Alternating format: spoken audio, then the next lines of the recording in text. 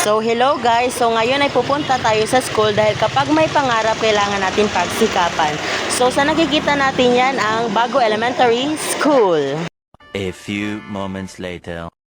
Dito na tayo sa ating school.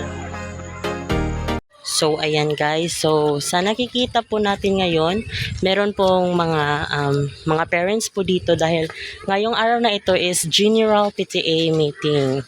So ayan guys, so nag-prepare na ang iba kong mga students para sa pagsisimula ng aming General PTA meeting. Pagkaabot ko po sa eskwelahan, agad-agad po akong naglinis kasama ang aking kaklase na si Edna dahil ang aming classroom ay messy.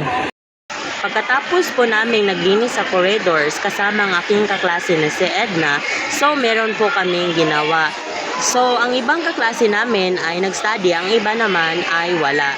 So kaming dalawa ay nag-study dahil meron kaming paparating na short quiz. So ayan oka. So nag-study na kami at nag-scanning.